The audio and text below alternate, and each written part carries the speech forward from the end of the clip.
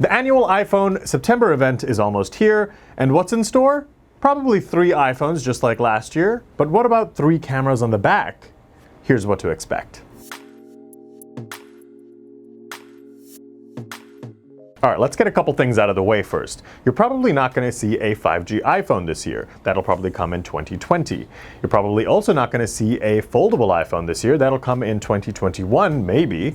And we're largely here expecting small but meaningful upgrades from the iPhone XS Max, iPhone XS, as well as iPhone XR, things like better performance, better low-light camera photography, as well as beefier batteries. So what will they be called? Well, according to rumors from Bloomberg as well as from leaker CoinX, the names are potentially the iPhone 11 Pro, the iPhone 11, as well as the iPhone 11R. Now, there's no guarantee that any of those names are going to be correct.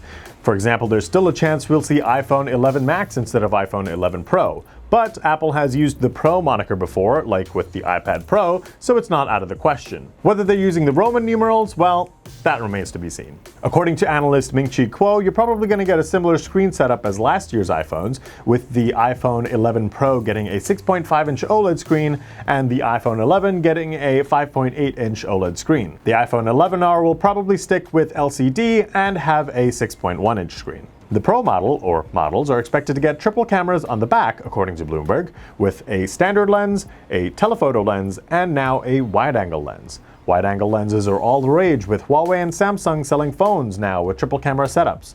Let it be known that LG was among the first with a wide-angle lens on a smartphone, so all praise LG for its foresight. With the triple camera lens system, Apple is going to have to redesign the back, and renders right now show from leakers like OnLeaks that you're getting a squarish large camera module on the left side of the phone that'll house the triple camera setup. Not unlike the renders that we're seeing for the Google Pixel 4. It's actually kind of similar to the Huawei Mate 20 Pro, which has a large square camera bump in the center, except instead of on the center, you're getting it on the far left. There might even be tinted glass to cover up those lenses on the back, which might be a good idea if you're someone who suffers from trypophobia, because otherwise it looks really freaky. The iPhone 11R is only expected to come with a dual camera lens setup, which is one more than the iPhone XR today, and that extra lens is supposed to be a telephoto lens. Along with the addition of the new wide-angle lens, there's supposed to be a night mode in the camera for better low-light photography, as well as better video recording features and more. It'll be interesting to see how Apple's night mode performs compared to phones like Google Pixel's Night Sight, as well as even Samsung's new night mode. Now, there are some rumors that you're going to see a 3D sensor on the back of the phone for better augmented reality features, but there are also rumors saying that that feature is now going to be postponed for the 2020 iPhone. Instead, there are some other leaks that suggest that Face ID is going to get a revamp, and that you're also going to be able to unlock the phone without having to pick it up now. 3D Touch might be going away, and it's the feature that lets you press and hold on apps and get pop-out menus.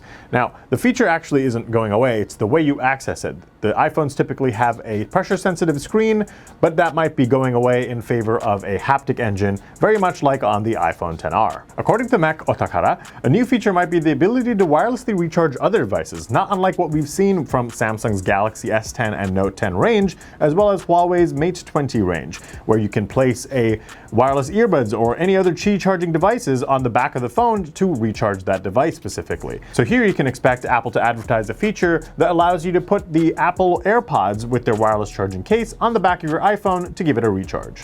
Other quality of life improvements include the Apple A13 chipset, according to 9to5Mac, that will make this phone even more powerful than the competition. There could also be a circular mute button instead of the oblong one that you have right now, as well as USB-C, maybe? They'll probably stick with Lightning for now, but 2020's iPhone might probably have a USB-C port instead, as well as maybe support for the Apple Pencil, or Apple might even create a miniature version of the Apple Pencil that you can carry around for your iPhone. It'll be really interesting to see if the next iPhone does support a stylus, because it's something that Steve Jobs was so unabashedly against.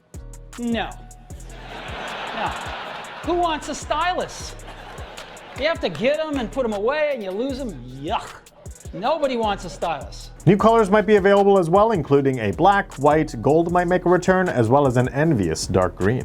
But the iPhone isn't the only product we'll see at the Apple September event. There's also the Apple Watch Series 5. Now, there's not a lot of information on this smartwatch just yet, but there are rumors that say it will come in 2 sizes, as well as in a stainless steel casing and a ceramic casing. There also may be features like sleep tracking, glucose and blood pressure monitoring, but those are big maybes. There's not a lot of information about those features just yet, and there's a potential chance that Apple will be saving that for the Apple Watch Series 6. There's also a chance that the Apple Watch Series 5 might support the recharge system from the iPhone, so you'll just be able to place the Apple Watch on the back of the iPhone 11 to recharge it. Again, similar to something that Samsung allows, you can place the Galaxy Watch Active or Galaxy Watch on the back of Samsung phones to let them recharge as well. That's it for hardware, but we're probably going to see a little more information on the Mac Pro as well as the Pro Display XDR that we first saw at WWDC. And of course, we're also going to see the software launch of iOS 13, tvOS 13, watchOS 6, as well as macOS Catalina. But technically, that's not it for hardware. There are rumors that say we're going to see new iPad Pro models, a refreshed iMac Pro, as well as a new 16-inch MacBook Pro, but I think we're going to see all of that in the October event that Apple sometimes has. Last year it announced the iPad Pro models at the October event so that it didn't steal the iPhone's thunder. So I think we're going to see something similar here, and that event is also going to have details on the launch of Apple TV Plus, as well as Apple Arcade. So when exactly is this event taking place? All bets are for September 10th in Cupertino, California, although we won't have to wait long to find out because media invites should be going out very soon. I can't wait. Thanks for watching. What rumor are you most excited about on the next iPhone? What feature do you want to see? Well, let us know in the comments. Otherwise, like, subscribe, hit that bell for notifications, and head to digitaltrends.com for more.